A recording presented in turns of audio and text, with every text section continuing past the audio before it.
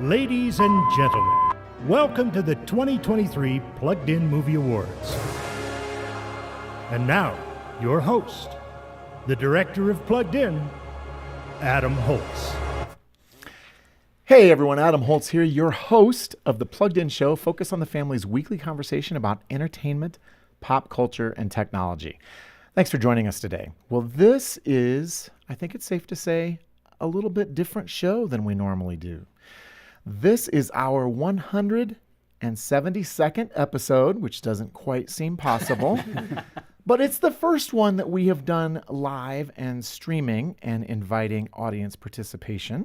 So it's a little bit different experience.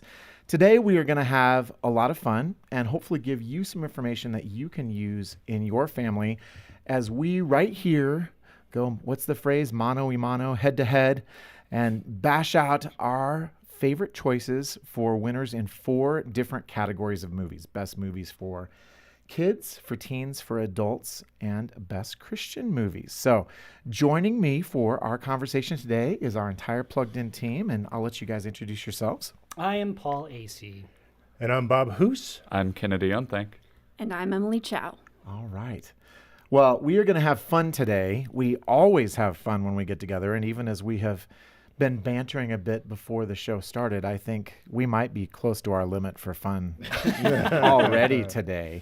But there may be some of you joining us today who maybe you've just found the Plugged In show, maybe you've just found Plugged In, and I just wanted to say a little bit about our ministry and our show before we dive in earnest to our conversation.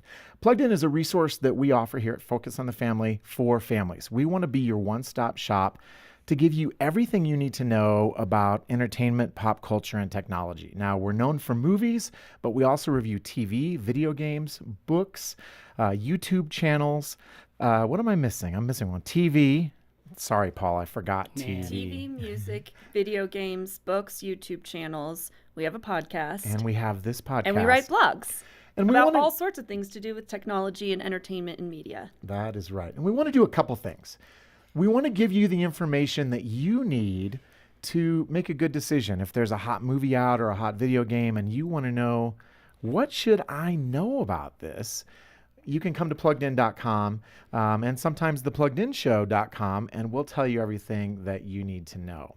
The other thing that we want to do, which in some ways I think is our bigger and deeper mission, is to equip you as parents, as families, as grandparents, as anyone who is interested in pop culture with a deeper understanding of what it means to think biblically and deeply and intentionally about all of this entertainment that we interact with. We all know that we're living in a world of screens, right? And we talk about screens a lot. And so we want to really discuss the intersection of screens and entertainment and your life and your kids' lives. And our goal, our desire, is really to equip you with what you need to feel confident as parents and as anybody interacting with this stuff to interact and to be able to have a conversation. And so, yeah, sometimes there are movies that come out and it's like, yay or nay, right? And that's the starting point.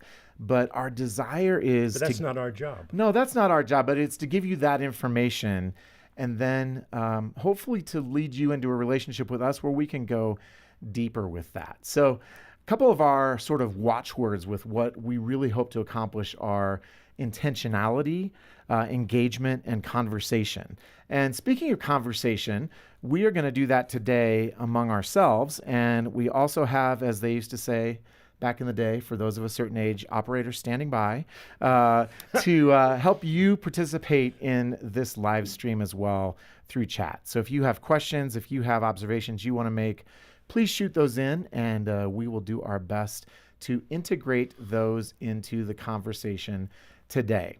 And I want to share one personal story, and then we will dive in. One quick story. And my team's like, for real? We haven't even started yet. Already we're we're telling starting stories. on the story. Yeah, well, I'm the host, and I'm going to tell a story. It's short. You had the intro. It's actually shorter than what I just said. So my wife and I were talking this morning, and she's like, so do you know who you're going to pick for each of these categories? I'm like, no, I don't. And she's like, come on.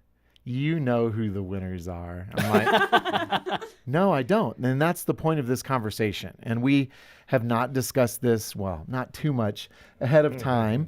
We don't know each other's preferences, and we're going to just hash it out. Paul? On the chat, people are already talking. Apparently, there's a big talk between Batman and Maverick in our adult category. That is going to So be that's kind of a throwdown. That's going to be an interesting conversation. that is going to be an interesting conversation because, well, we will just Neither one save of those will it win. until we get there. And I want to say one other thing, and then I promise you we will get started in earnest. We have these movies selected, and there's a lot of stuff out there that as families we want to avoid. The Plugged In Movie Awards are our attempt as a team to look back at the year that was, even though it's the 2023 Movie Awards. These are 2022 movies. And to pick out 5 nominees in each category that we think are at least worth your consideration. Yeah. But I want to just say clearly, this is not an endorsement. This is not us saying, go see all these movies. They have the green light from Plugged In, especially as we get, sort of age up into the categories, and especially the adult category. There are going to be some content things that we think about. And my guess is that will come into play when we kick around each of these categories. So keep that in mind. And you might think that we're crazy for some of the movies we've nominated, but we will get there. But unlike the Academy Awards, all of these people have actually seen. That's right. So, Oh, my goodness. That's right. so it'll be fun. And one other thought. I keep having one more thing. Another quick story. So we're going to go through each of these categories. Here's where we're headed today. We'll talk about it. We will give you our plugged in winner that we're going to hash out. And then Emily will have our reader vote winners. So we'll have sort of 2 awards for each category. All right. Did I miss anything? I think you covered it. Wow. I think we're good. I think we're good too. And now I, as the host and the ringleader of this little rodeo, I mixed my metaphors. I know. I can do that. We're going to dive in. So, Paul, we're going to start with the Best Christian Movies category. Can you just list off what the nominees are for this category? I certainly can. We nominated, the 5 movies that we nominated were Family Camp, Father Stew Reborn, I Heard the Bills, Paul's Promise, not to be confused with My Promise. Paul's making no promises today. No promises today. And Strong Fathers, Strong Daughters. All right. So, where do we start here? Which of these movies do you guys feel like, this is the one of these nominees? This is the one I liked. Well, should we at least mention the reborn aspect? Yeah, let's I start think with that that. that's an a important great thing place to start. Why is that important? If people have heard of this film and thought, That's I weird. I thought that thought had that was some rated R. issues. Yeah. It's really super, super important. You can find the original Father Stew on Netflix right now. If you tune in to watch that, you will be exposed to A lot of language. a lot of language. You'll hear lots and lots and lots of profanity. And the really naughty ones. The really naughty ones, we're not even going to hint at what they are. Right. But Father Stew Reborn, a few months ago, Mark Wahlberg, who has talked a lot about his faith, actually went back to the editing room and essentially cut out a ton of Because profanity. one thinks maybe this would be a great movie if it didn't have 200 Yeah. of those really naughty words in it. Maybe kids could watch it or younger That's people. exactly right. So it's still a PG-13 movie. There is definitely still some profanity. There's some interesting elements there, but we felt like the messages of this movie were strong enough to at least throw it out into consideration. It's well done. It has some strong messages in terms of what faith can do for you. I actually did watch this. Unfortunately, I had to watch the Father Stew Original? version. the bad version, but no, I thought about it as I was watching. I was like, man, yeah, if they cut out all these profanities, this would be it wouldn't be right for every person, every family, but it would be navigable for some families. Well, For our our best movies for adult categories, it totally, or I guess that's not adult, sorry, best Christian movie, it totally, I think, is navigable because of what you just said about the faith. Yeah, and the fact is that that's a big part of what we do too. I know we haven't really talked about what is it that Plugged In does in terms of what we give you, but we Yeah. we also look at all the swear words that are in things, and some people criticize us for you're counting swear words, but the fact is that It's a weird job. but the fact no is lie. it really makes a difference in the makes a huge films you difference. watch, just like in this one. I mean, we think of them as swear words, and for some reason Hollywood thinks of them as sentence enhancers, you know, and but it's important to keep your eye on that because it can make a difference in how you perceive and accept a film. Well, and just as an aside, one of the things that I wanted to say today is that sometimes if people come to our reviews and just sort of do the cursory glance, no pun intended, cursory, Very right? nice. I'm here all week, folks. You may think, well, that's really weird, and these guys are really stuffy and gal. This team, all they do is, they're just pharisaically chronicling all this content. But we do it because we know that not all families are the same. Yeah. And different families have different pain points. Different viewers have different pain points. Yeah. And we also really enjoy film. And the Plugged In Movie Awards, in the broader sense, are our opportunity to say, here's some stories we really enjoyed. And this is kind of an oddball, this Right. thing that has happened here. Right. Well, and now when we're talking about which one now is our winner, I would suggest that, I mean, okay, originally I was leaning toward I Heard the Bells, just because I love. And what's the one sentence take on I Heard the Bells? Well, what is it, Paul? I mean, you reviewed it. Yeah, it's essentially a true story about a very, very famous American poet, Longfellow, who had a terrible tragedy happen in his life. Right.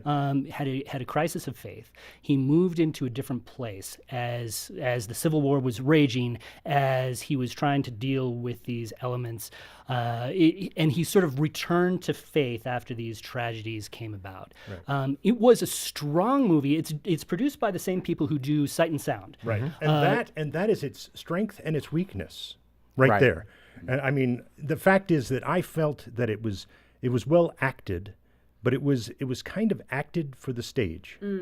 And so It's a very different. and so when you're But it's watching, not on a stage. No, it's not. It's a movie. It's a movie, but it has the feel of a stage show, and that was the detractor for me. I enjoyed the film, and I enjoyed period pieces like that, but what detracted or pulled away from it a bit was it just felt a little stagey. Yeah. You know? The thing that I loved about the movie is it tells you about a story that we don't often hear. I had question. no idea. I'm a lit major. I'm an English lit major. Is I had that no what- idea. all this I know, crazy. But I had no idea about this backstory. So to hear that backstory, I thought was really, really interesting. But I do agree with you, It's Hoos. a very I think compelling story. it was a little bit more stagey than I think we're used to. And I think that as they move into this world of movie producing, that's just going to continue to get better and better.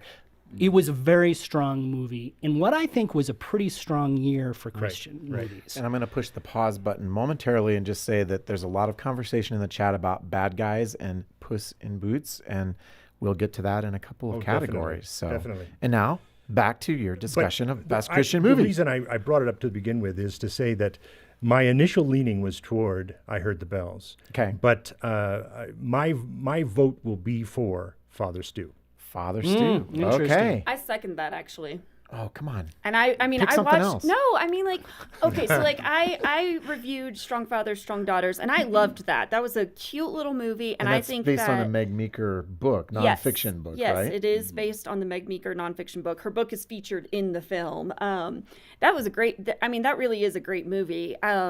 It stars Bart Johnson and Robin Lively, who they play husband and wife in the film, but they are husband and wife in real life. And I did an interview with them that's on our YouTube channel if you guys are interested in that. But I don't know. When I was watching Father Stew, the faith element it was so strong in that movie. The way that Christ redeems Father Stew's life, the way that it transforms even the people around him, people who didn't necessarily like him or didn't necessarily support him in his plight to become a priest. Thank you. I was thinking pastor. I was like, that's not right because it's Catholic. But no, it's just like God really transforms him. It transforms the people around him. It transforms his parents. And it's so strong and it's so focused on what God does in his life. Maybe more so than I think some of these other films, only because with some of these other films, I felt like, yes, Jesus is there and he's a part of their lives, but it felt like a Christian movie. Right. It was like, this is assumed that this is part of their lives because they are Christians, rather than in Father Stu, this is a guy who is the farthest thing you can get from Christian and then becomes one. And it becomes a huge part of his life. And we should mention that Father Stu, I'm not sure if we've mentioned this before, but it is based on a true story. And it talks about this guy. One of the reasons why the original had so much profanity is this guy came from a very, very rough background. And so to see that move into faith, I think, was an interesting journey. And to see how God used him in unexpected ways. Yeah. Well, and I think that this film in particular illustrates a really hard tightrope that Christian storytellers have to walk. And on one hand, sometimes we see movies and we're like, oh, it was so sanitized. They cleaned everything up. The real world is not that cut and dried. It's not that easy. It's not that clean. People make bad choices. They sin. They say bad words. And yet when we get somebody like Mark Wahlberg that sort of, at least the first time around, he threw this completely unvarnished, real story up there that was full of all that grit. You're like, well, I want grit, but that's really that gritty. might be a little bit more than I was asking for. And so I think as a Christian filmmaker, I'm not one, but if I were one, trying to, and I don't play one on TV either, if I were trying to walk that line, that's a tough line. And so in some ways we sort of have a weird little thing here because we have the really gritty and then it's like, well, let's dial it down for people who maybe don't want all that. There's also one other line that movie makers have to walk, and that is the aesthetics of a film. Yep. And that's another thing that we have to evaluate here, not just the message, but how does this message approach us and immerse us? And I think that the production values of Father Stu makes a big difference in this list. Yeah, and I want to touch on something really quickly that Emily had brought up is the faith aspect of these movies. I'm going to be honest, a lot of times I kind of cringe watching a lot of Christian movies because they don't really even talk about Christianity a lot of times. That's how I feel. That's how I feel a lot of times too. I agree with that. Where it's like, I mean, you see, I'm sorry, if your main character prays once and then they win the football game, I don't really consider that a Christian movie, Right, that's more like magic. Which some people have observed, actually. When we talk about like Father Stu and Strong Fathers, Strong Daughters in particular, what I really liked about both of those is they were specifically based around faith, not only just faith, but also what results from that, the biblical principles that come from having that faith. And those are the reasons I enjoyed both of those movies because they actually, they weren't just nominally Christian, essentially. So one thing when we're talking about tightropes, you mentioned the tightrope that Father Stu walked. Yep. And a lot of Christian movies do. Let me mention another tightrope that we have here, family camp. It's very rare for a Christian movie to try to be funny and to try to make fun. I mean, even the concept of a funny Christian movie is funny, you right? think it's rare for them to try to be funny? Because there's a difference. I don't agree with that. There's a difference. I think that a lot of them try to be funny. Achieve, yeah. I was going to say, I think it's harder to find movies that necessarily achieve it on the same scale that a non-Christian movie would. Sure. And I think that's because, what we believe is so important to us. And it's serious stuff, right? So when you have a movie that does try to be funny and try to poke fun at itself, really, I like to give it a little bit of props for that. And I think that's one of the things that Family Camp really did. And the situation comedy here, because really Family Camp is a sitcom with some nice messages.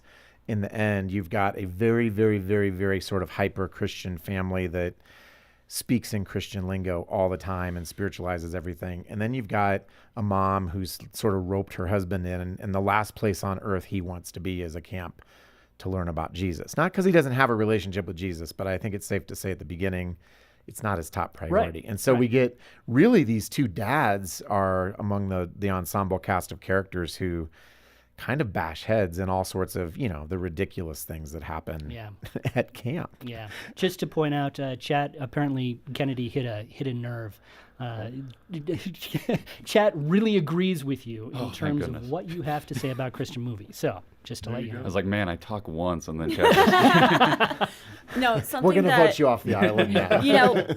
just continuing on family camp, one thing that some of our audience members brought up during the voting session was just that there's a scene in family camp where I think it's a situational comedy type thing where there are bees involved and somebody has anaphylactic shock. And they actually said that they turned the movie off because they have family members who deal with that. And it was just too stressful for them. And I will say that, like, there are things that have happened in Christian movies where, you do shed a tear. You do cry. I mean, I think about Courageous when his daughter dies. I think about... I can't even think of the movie, but it doesn't matter. What I'm saying is that, I think each of these movies that we have up here does have a moment where it's like, you know what? I actually can relate to that. I have had similar situations. In Strong Fathers, Strong Daughters, something that stood out to me was his middle daughter goes to a party. She sneaks off, and he has to make the decision. Do I go there and embarrass her, but potentially protect her from a bad situation, or do I figure this out tomorrow? And he decides to go, and of course she's humiliated, but he does actually just narrowly save her from a really bad situation at that party. And not his wife, but the future mother-in-law of his other daughter, she says, you know what? I wish my dad had saved me from a situation like that when I was younger. You did the right thing, Yep. So there are situations in Christian movies that can feel real. So where are we landing? It sounds like a lot of people are leaning I want to towards just at least recognize Paul's Promise, because that's the other movie on the list that we nominated, and that's about a grown man who had an alcoholic and abusive father who treated his mother horribly, and he longs for his mother just to, I don't know, he really has struggled with the sort of baggage from his dad. His mom is a strong believer, but now she's dying of cancer. And so he's like, why should I trust a loving God when he let dad beat you and beat me and was an alcoholic, and now you're dying of cancer? So that is what Paul's Promise is about. And I just wanted to at least mention that one before we sort of move toward a vote. Now, I'm sort of hearing a leaning toward Father Stu. Is that what I'm hearing from? Well, if you from only our heard team? from us two, so there's us. so Right. you Paul? need at least the other three. You know what? I do think I would lean toward Father Stu. And I think for the reasons that you mentioned, I think that it has a very, very strong faith message. Now, I hesitate a little bit because it still has a lot of strong content from what we typically look for. Read our full review. Read our full review. And again, let's specify. We're talking Father Stu Reborn. Right. Yeah, make sure you do not watch the one that is currently on Plugged In Netflix. has Do lost not their go mind. But we often talk, I think, within this format, actually, that we like our Christian films to be real. We want them to hit home. We want them to reflect the real world. And I think that in some ways, Father Stu does that pretty effectively. Kennedy? Yeah, so as much as I enjoyed Father Stu, I know that we've got a majority, so whatever I'm going to say doesn't really matter. But you matter, yeah, Kennedy. thank you, Adam. And your voice matters. I got to say, though, I'm going to hand my vote to Strong Fathers, Strong Daughters. Okay. The reason why is specifically, like I said, it talks about not only the gospel. I mean, there's this whole wedding scene where they say, hey, actually marriage relates to God's covenant to his people. And I was like, oh, that's really nice. You don't hear that much often anymore. Yeah. And then it also talks about how Jesus died on the cross for our sins. It also has a whole thing on what biblical fatherhood should look like. Okay. And it doesn't fully blame the father, and that's what I really liked about it. It wasn't just only one person needs to change kind of thing. It was, hey, I mean, there's that one scene that you were talking about, Emily, where he ends up going to talk to his middle daughter who he took away from the party. And he says, you know what, I'm sorry that I embarrassed you like that, but I'm not sorry that I was protecting you. Yeah. And I'm not going to apologize for that. So- and I think I just Kennedy. really enjoyed it. As much as I enjoyed Father Stu, like I said, I think I think a lot of people are going to be looking at this and thinking, well, what can I show to my younger children? Yeah, I think that's a good point. I probably wouldn't point them towards Father Stu for that case. I think that's a very, very good point. Yeah. I do too. So I'm going to end with a confession and a vote, and then we'll do the reader vote on this one. So my confession is I like Mark Wahlberg against my will. I don't really want to like him, but man, he's had some interesting characters, and I'm also going to vote for Father Stu, recognizing that there are some problems there. So if again, Father Stu Reborn. So Emily, do you have our pick for the reader's choice in the Christian category?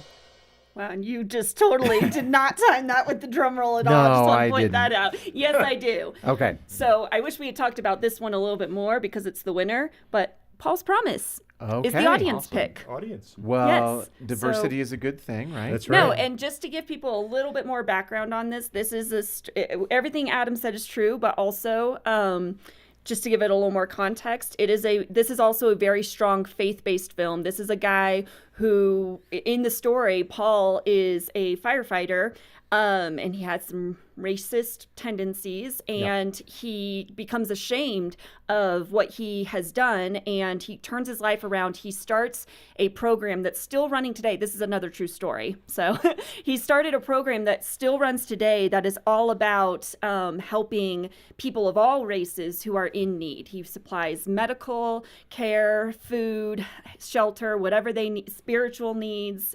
He addresses all of it. His program does, rather. And so that's a very strong pick for the audience winners. Yeah, some terrific themes there. And we are now going to plunge into best movies for adults. So, Mr. Hoos, would you I'll read read those this out. category Sure. for us?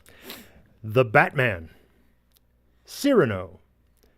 Mrs. Harris Goes to Paris. 13 Lives. And Top Gun Maverick.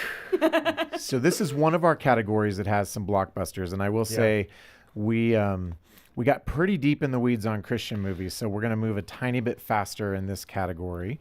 But I mean, I guess it's time to take Well, I the think this can Batman's go- gloves off and say, Yeah, the elephant in the room is how on earth could we have nominated the Batman? Well, I think that's the winner right there. No. You No, know, I that's think not the that, question that we I can asked. make We all this. know you like the Batman. We can make Everybody's this getting category commercials go a little bit. really quickly and just say the Batman. Hmm. And the reason why. Let me just say the reason why. It's a very dark movie. A lot of times we. That's the reason why? No. Oh, well. we And you normally have- failed. I disagree. we normally throw a lot of our superhero movies into the teens categories. That's typically where they go. We are sort of acknowledging that the Batman is a darker movie, right?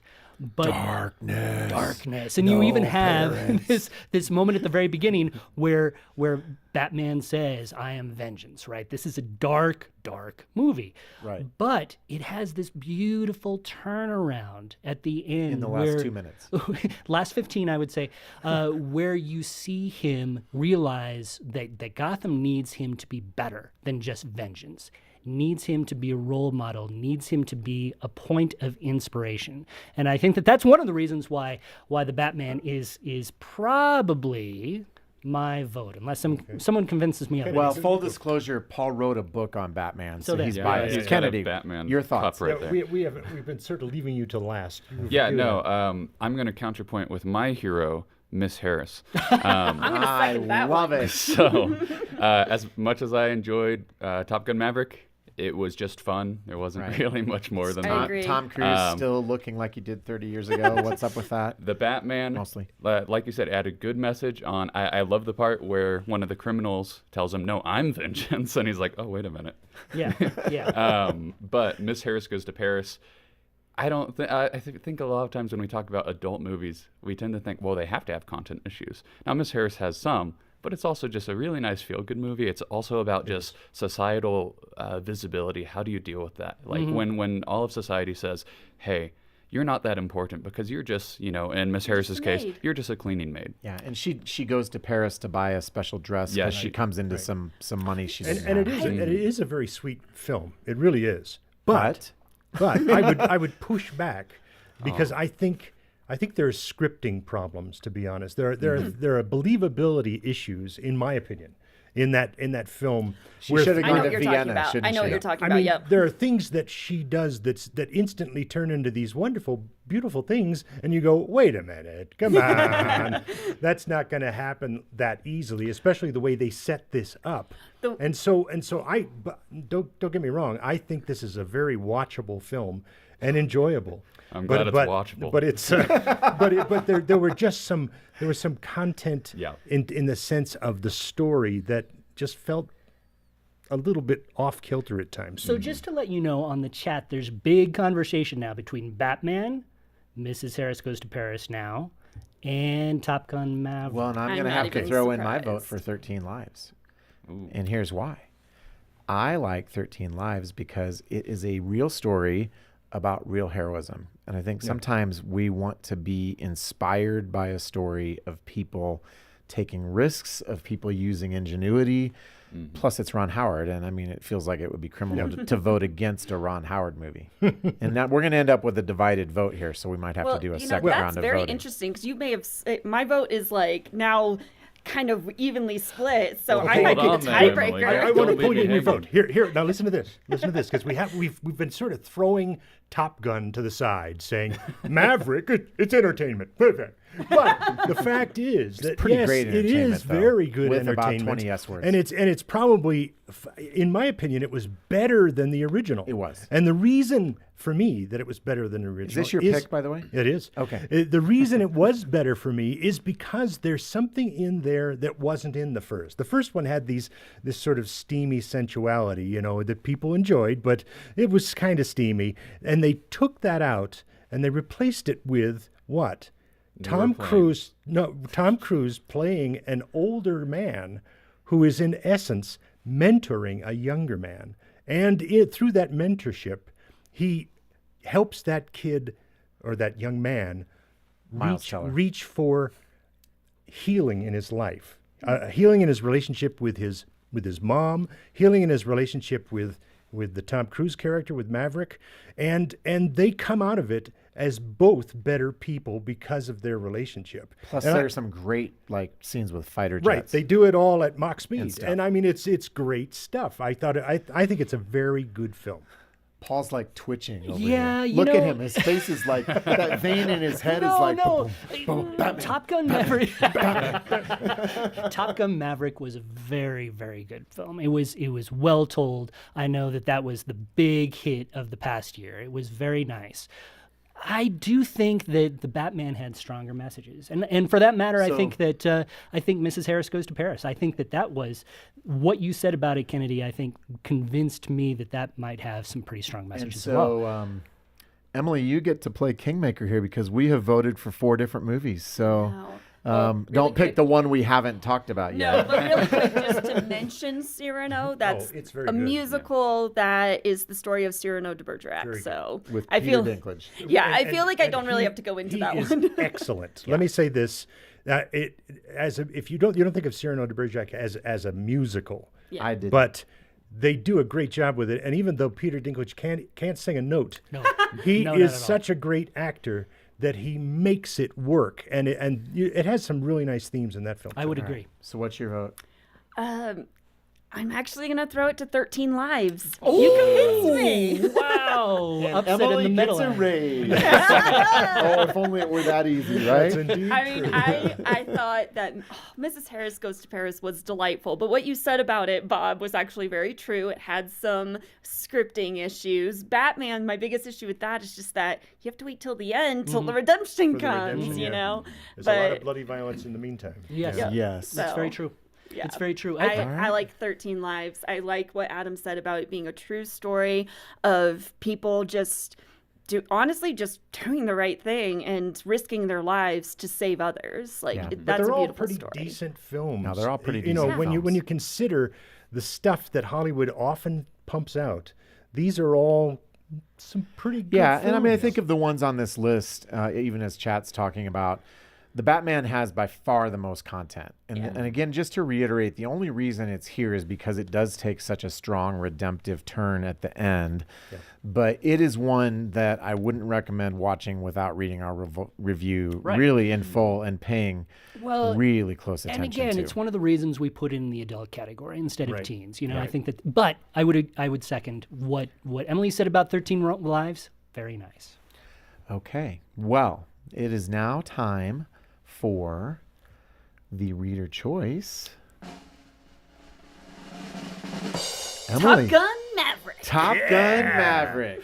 That is not a surprise. Because at the end of the day, it's important to feel good about yourself, your jet, and your country. So there you go. There you go. That's also why I didn't feel bad about throwing my vote to 13 Lives. So Because let's the- move on to best movies for teens. Kennedy, why don't you give us that list? Yeah, so our best movies for teens are Black Panther, Wakanda Forever, Catherine Called Birdie, Guillermo del Toro's Pinocchio, Slumberland, and Till. Okay. And I knew I was not going to pronounce his name right. Well, Guillermo. and this is a tough list. This is a tough Guillermo. list. Yeah. These are very. I know my vote. Yeah. I could start it off. Yeah. All right, start us off. I'm going to go with Till. Ooh. Yeah. Wow. This is a difficult film, in my opinion, just because of the content. It's very sensitive. What is Till but about? It is about, I cannot remember. Emmett? Emmett. Emmett, Till. thank you. I could not remember his first name. It's the story of Emmett Till. He was, this is during, this is 50s. post, I was going to say post Civil War, he goes to visit family in the South. While he's there, before he leaves, his mom tells him, you need to be careful about how you behave around white people. He is a black man, and Well, he's 14. He's and really he's a 14. black He's a black boy. child, He's a kid. and while he's there, he tells a store clerk, he's like, "You look like a movie star," and he shows her a picture of the movie star that he had in his wallet, and she's just disgusted by this, she's and she follows him aghast. outside, and he whistles at her, pretty much harmless, but she takes it to the next level. She gets her husband and her brother, I think, involved, and they go to his relative's house. They drag him out of bed and they kill him. Yeah. And when his body is returned to his mother, she seeks justice for her son because he's so mutilated. Yeah. And he did not touch this woman. He did not. So this woman when they go to court about this, the woman is like, he made sexual advances at me, and it's a whole court trial. But the reason I like it is, and the reason I think it's so important is, it actually, what stood out to me is that for teenagers, this story doesn't have the happy ending you might think it will have. Mm-hmm. And I think that's important, that as we come into adulthood, from teenagerdom, we need to know, hey, life isn't, even when you fight the good fight, you're not always going to get the answer you want. And that's what happens in this story. At the end of the day, Emmett still died horribly, and his killers weren't brought to justice. His killers were not brought to justice. That's not a spoiler. This is based on a true story. Yeah. So it's so sad to me, but it's so important to me, I think, that teens know that lesson. Yeah, it is, as you said, it is based on a true story. It's a horrific story in a lot of ways. It has a lot of power to it. One of the things that I loved about this particular movie is the expressions of faith. This really is the story of Emmett's mom. Yeah, in some ways. It's more about her than it is very about much him. It talks about how she was motivated from a grieving mother who lost her only boy. In a horrific, unjust way. In an impossibly difficult way. And how she changed and she decided to use that horrific moment to move the dialogue along about racial justice. And the fact that she was motivated by faith adds a little bit of a kick to this movie for me. And if I may, I'm going to be the person who pushes back. Because the fact is, you're absolutely right. It's a message movie that's very difficult. And that is what makes it lesser in this category as far as the winner from my perspective. Because you can't make a lynching in the 50s and a mother grieving entertaining. Right. Well, This is a hard film. Yeah. This is the film that you This is a film that you endure, not enjoy. Well, and I would you say endure it because you want to go toward this message and you walk out with this fire in your heart. But that, in my opinion, doesn't make it a great film. It makes it a difficult film. And I'm going to go to number 2. My reason that I and I want to circle back because I do want to respond to that. the thing that really bothered me the most about it, even if you throw aside the entertainment and you say, oh, it doesn't matter if you're entertained or not. If you throw that aside, the fact is I still felt that it wasn't, the direction was a little bit poor. The director wasn't great on this film. The lead actress that you've mentioned, Danielle Deadwyler. She was amazing. She was fabulous. Amazing. She was fabulous. But here's the thing. The director sort of put a seatbelt around her and pulled her back. And the director sort of had her right at the top at this emotional peak.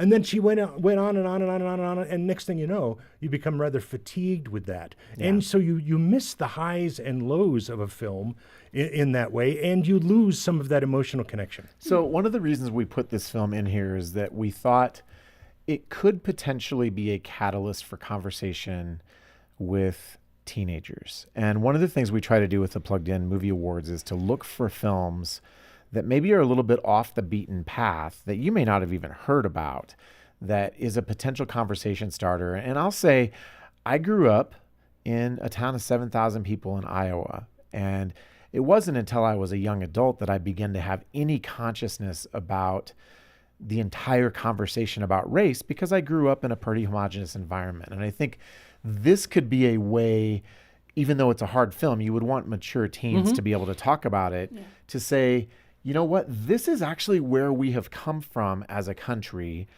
And maybe so this more than the others, I think I wanted to have on the list. And I think I really advocated for this one because of that potential, not just for entertainment or feeling good, but for a real conversation starter. So in the chat, it looks like the folks in the chat are really talking about Till. They're also talking about Pinocchio. Guillermo del Toro. Del Toro's Which is an excellent Pinocchio, film. which is a very, very interesting film. I think that a lot of people would wonder why we didn't put this in the kids category. And a lot of that is because it is a difficult film. Again, when you're looking at some of the messages here, you're dealing with death, you're dealing with grief, you're talking about disillusionment even with some of your familial relationships. Right. But it has a really, its artistry is incredible, and it has some very, very interesting messages, both about family and some interesting messages to sort of go through in terms of its faith content. There's a ton of faith content here. Now, it can and some be, of it's pretty disturbing, actually, It in its really own is. very strange way. When you are a Christian and you are watching this, you can say, I think this could be a Christian movie. If you were an atheist watching this movie, you could see this movie and say, oh, they're Clearly, making some there's no strong. God. It Because really the church is. gets bombed at one point. The and- church yeah, gets you know. bombed. You have some really fantastic elements here that can lead to, again, for a teen and their parents watching Pinocchio and talking through some of the family elements here, talking through some of the faith elements here. I think you can have a very, very rich conversation. What do you think, Kennedy? Yeah, I was just thinking about, that's kind of the big theme of a lot of the movies we've chosen, especially in Yeah, the teen category, is that there's a lot of movies that came out in this last year that really dealt with some more difficult topics. I mean, you look at that list up there with Black Panther, Wakanda Forever, Slumberland, Pinocchio, Till. You see all those things and you're like, oh, these are all Well, and harder even to Catherine get Called to. Birdie in its own kind of period piece way deals with some pretty tough issues. But that right there, and I'll let you go on and talk, but that is the very reason why I choose Slumberland. Because, And then we'll come back to you. Because the great thing about Slumberland, and I know you liked it. I know you liked it a great I deal. liked it I liked and it so too. But that's there's why, no pressure. that's why I from was Bob. hoping you'll go ahead and jump on that bandwagon. There's But anyway, no pressure. the thing I loved about Slumberland was that it dealt with these same kind of heavy topics, because it centers around this young girl whose dad dies in a terrible accident, and she then her life is it's upheaval, and it's a very tragic situation that just sort of changes everything for her, and feels alone and broken. And this film deals with that. So it's the same kind of story as Till in the sense that a great loss and mourning. Only Aquaman is in it. Pardon? Yes. In fact, it's a real breakaway know kind who of was role for Ronan. Jason Momoa. Duncan But in Idaho. any case, what they do is they use the context of dreaming and fantasy to deal with this very heavy subject, and they help we see this girl bit by bit. I was talking about the aesthetics of a film and how something has to actually lead somewhere and grow. You become emotionally attached to this young girl, and you see her step by step find a way of healing, find a way of connecting with her uncle as a family, and their love heals the situation together. And I think that the film just does a masterful job of entertaining us, keeping us involved with the fun stuff while we emotionally connect and actually weep through certain sections of the emotional side of things and the healing.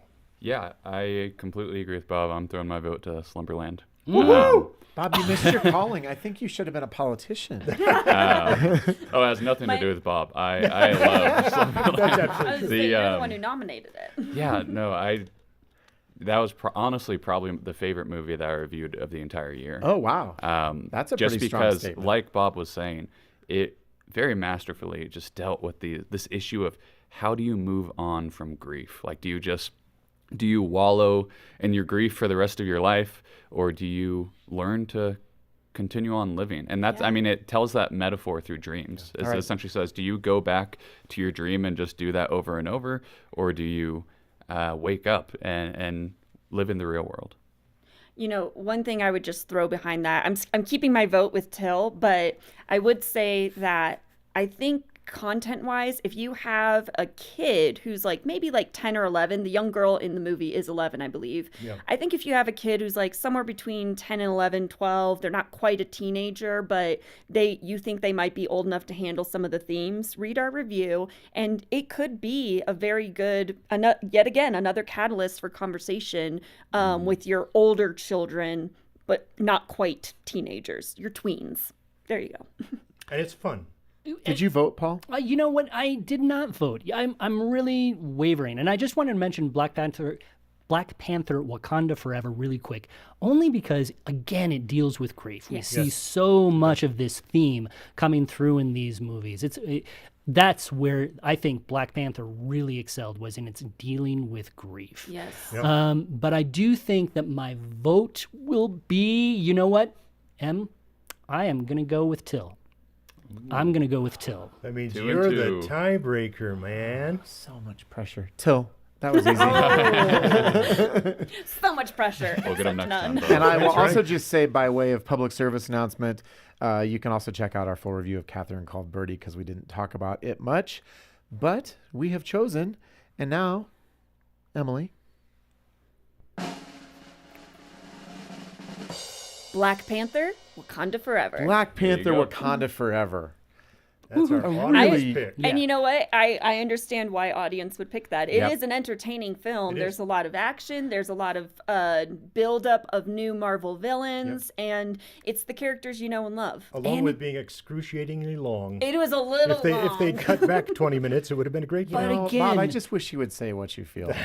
You know, again, though, when you were talking about Black Panther, Wakanda Forever, I loved the messages. And again, it was one of those movies that turned around at the end and really hit home with the grief. I thought that the fight scenes, the action, secondary to the The dealing with grief. action, in my opinion, was just dragged out way too long. You could have cut out half an hour worth Easy. of that movie Easy. just in the action sequences, and it would have been the same movie. All right, Emily, when you're done taking a sip, what Taking a are the 5 nominees for Best Kids Movies? Here, cheat sheet. I was going to look at the... No, that's all right. Either way. We have The Bad Guys, Disenchanted, Marcel the Shell with Shoes On, Puss in Boots, The Last Wish, and Railway Children. All right, Paul, tell us about Marcel the Shell with Shoes On, Oh, because I know Marcel the you have Shell had with you've had Shoes a On. year-long love affair with this movie. That, in fact, you were the only person who saw it. At the time when we were the talking time. At the about time, it. yeah. Bob has since seen it. Yes, I am. Well, and it was all of us have. not a lot of people saw it when it first came out into theaters, but it has like a 99, 98% rating on Rotten Tomatoes. So those who saw it loved it. And essentially, it's really about this shell named Marcel. Hence He the title. does have shoes. He lives with his Nana. He lives alone in this house. This documentary producer comes in to film their lives. And so it really starts off as this very cute movie just about this shell's life and what he does every day. But it turns into this really interesting rumination about family and community and, again, grief. We talk a lot about grief in this because we do see some sadness, some passing that takes place. It was a beautiful, funny, winsome story that really surprised me. And honestly, one of my favorite movies of the year. So is this your pick? Not necessarily. Okay. Honestly, He could be swayed. You want to talk some more, don't you? See, I would wholeheartedly agree with Paul that it was a very nice, sweet film, but it's not a film for children. And So we here's put it in There the are wrong some category. arguments we put it audience in in the that, wrong too. category. I mean, We because should have talked about this earlier. I suppose so. But here's the thing: in my opinion, it's a movie made for adults and has very adult themes and very adult jokes. I mean, it's very adult focused. Only it's from a very childlike perspective. So it's kind of a category buster. Yeah. So it's different. See, we see a lot of kids films that have adult things in there, so that the parents going along with the kids will go, oh, that's funny. But the fact is that this one is totally different. It flips it on its head, where it's something that kids can watch. But I really believe that 15 minutes in, after the novelty of the little shell with the eye wears off, the kids are going to be going, okay, what's going on? Do I have any more snacks? Do I have it? And they're not Johnny going to stole my popcorn. they're not going to be paying attention because the themes tend to be just a little too adult. so I would agree, and I would totally disagree with you all at the same time. Isn't that wonderful? Wow. Because I do agree that this movie does have a strong appeal to adults, and a lot of the themes are going to be things that adults think about. But when you think of the best children's movies out there, when you think of Pixar's Up, when you think of Inside movie Out, for adults. you see, well, that's the thing, right? You have these elements where, and oftentimes I think that we don't give kids credit for dealing with real emotions. They understand what fear is. They understand what grief is. They understand what it means to be part of a family. Sometimes we diminish that and we lessen the entertainment that we give to our children. And I think that that's something that we shouldn't But overlook. I also give kids credit for boredom, Yeah. and Because you've they're- raised a couple. and they're going to find it in this film, and that's the problem with it, as far as I'm concerned. All right, Kennedy. Yeah, so actually, I'm just going to say real quick that this entire category was definitely the most difficult for me to choose. Oh, yeah. Because so many of these are just such great movies. I love The Bad Guys. I love that it has the story of rejecting these societal stereotypes that have been placed upon you. What I if love the big bad wolf can be good? Yeah. Right? I mean, that's sort of the premise here. Yeah. Yeah. I love the animation style. Puss in Boots, I mean, that's a huge one. That one was so much fun. Also told the story of just appreciating the life that you have, and just learning to find, you don't have to be immortal to enjoy life. Marcel the Shell, I was hesitant, but Paul kept pushing me. He's like, you gotta watch this, you gotta watch this. And then I watched it, and I loved it. It's about a shell. It's just With shoes on. It's not about a shell. It's about a shell who's trying to find his community. And he's just, man, shells are supposed to live together, he says. But they all left one day when the couple that lived in the house, they got divorced, they were fighting, and one of the guys accidentally packed all the other shells away, except for him and his Nana. And he's just looking for his community. And it's such a beautiful film. Yeah. And so, gosh, I love them all. Unfortunately, the people in the chat did not see Marcel the Shell, although if they did, they would have loved it. Right now, they are really fighting between Puss in Boots, The Last Wish, The Bad Guys, and Disenchanted. Emily, you haven't Yeah, chirped I in. think, oh, man. It's really hard to pick because But you're going to have to. I'm sorry. This No, is our I will job. say this. We're I think professionals. that- We can do it. Sorry. I think Too much. that a lot, just a little. I think that a lot of these kid movies, honestly, they're all good. I think they're all fun in different ways. I do think that I kind of agree with Bob that, Marcel the Shell would be interesting for a minute, and then your younger children would definitely get bored. I think your older children might be a little more okay with it.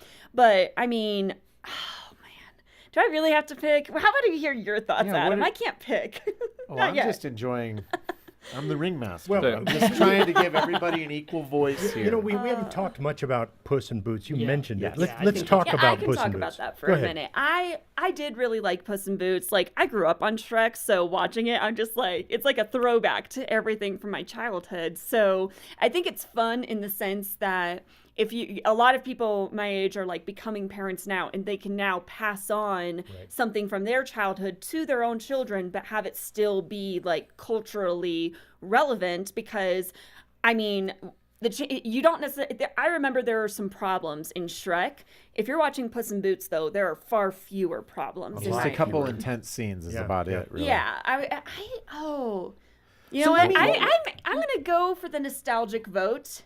See, this is my point. I'm so conflicted. Let's keep talking about Puss in Boots, because the fact I is, want to hear about the messages of Puss in Boots. Well, that's the thing. In Puss in Boots, it's all about, Kennedy kind of touched on it. It's about accepting your life as it is. Right. It's, you have Goldilocks, who lives she is actually friends with the three bears. She's part of their family, but she doesn't want to be part of their family anymore. She wants to find her real family that she kind of sort of was kidnapped from. It's kind of a weird situation.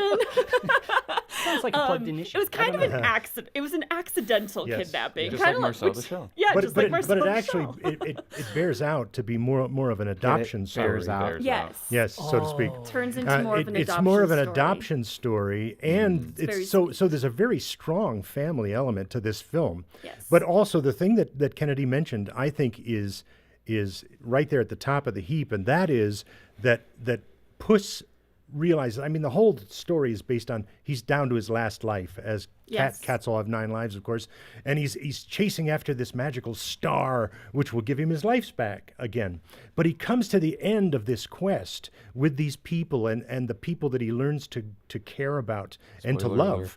And he gets spoiler alert. And he gets to the end of this film, and he realizes, you know what?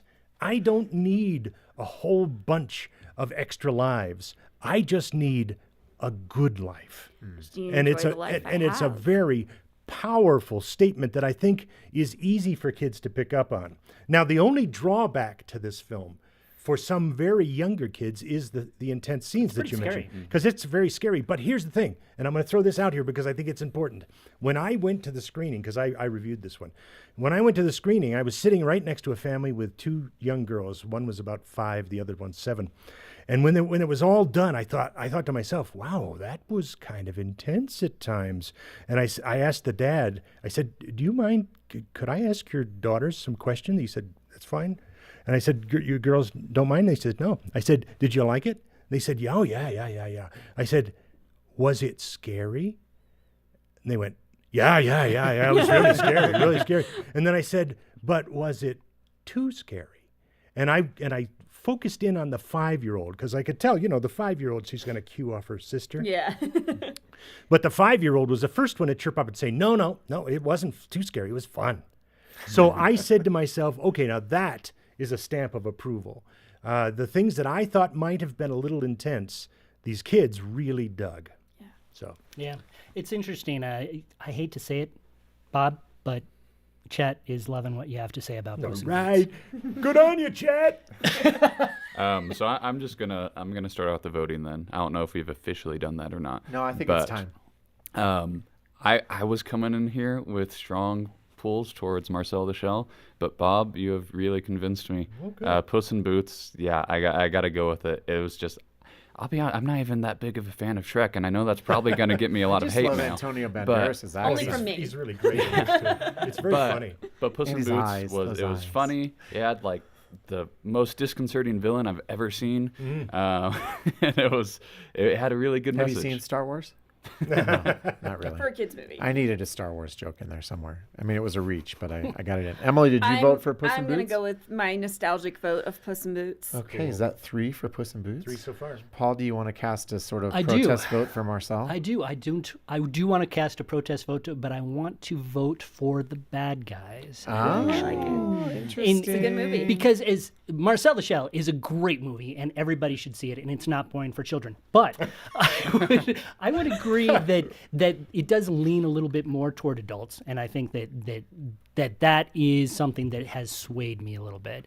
But I also loved the messages of the bad guys, and it gets down to a really Christian message in a way. Now, The Bad Guys is not a Christian movie, obviously, but it deals there's a big with bad wolf. it deals with the big bad wolf and a lot of characters who are typically seen as bad.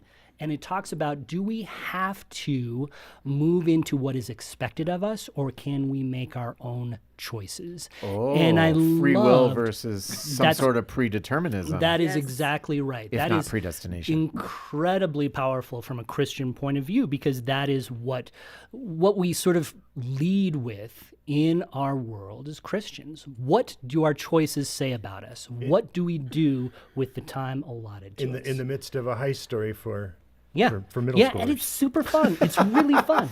It's really great. The one thing I will say, just as a parental note, if you own a guinea pig, Oh, yeah. maybe don't watch this movie. Not because anything bad happens to the guinea pigs, but guinea pigs are the villains, and your children might be scared of your guinea pig after this Spoiler movie's alert. over. All right. Well, we have a winner, but I will cast my own protest vote for Marcel the Shell with shoes on. Wow. It's Rock a on. lovely movie, and It's a lovely I movie. loves me a lovely movie. Emily, it's that time. We did the same thing. What? They did the same thing. Puss Oh, in Boots. Puss in It's Boots? Puss in Boots. Woo! Good job voting, Very rare that people. we have the exact same vote as We're the the audience. line, yeah. Well, So, yeah. sometimes things come together. And on that note, I think that this is a discussion that has come together. So thank you Nice segue. for joining us and for participating in the chat. And we do this every week on the Plugged In Show. And you can find us at thepluggedinshow.com. Argue? Some weeks, We argue sometimes, We don't, yeah. we sometimes don't sit there we and vote for movies. no, each week. I but wanna we clarify talk that. about we talk about the deeper issues that are involved with entertainment and technology. Yes. And again, our desire is to encourage you, to equip you, to give you the information you need to make good decisions as parents, and sometimes just to know what's going on out there. I mean, there's so much coming at us. So each week we kind of sift through what's out there and really try to pick some things that we think are conversations that will be fun, but that will, really give you some meat to chew on in your relationships and your family and in your entertainment choices. So, as always, we would love for you to tell your friends about thepluggedinshow.com. And one way you can do that is wherever you get your podcasts, you can leave us a review. And if you want to interact with us, you can shoot us an email at team@thepluggedinshow.com, or just find us on Instagram or Facebook. And in our episode notes for today's shows, we'll have references to the things we've talked about today.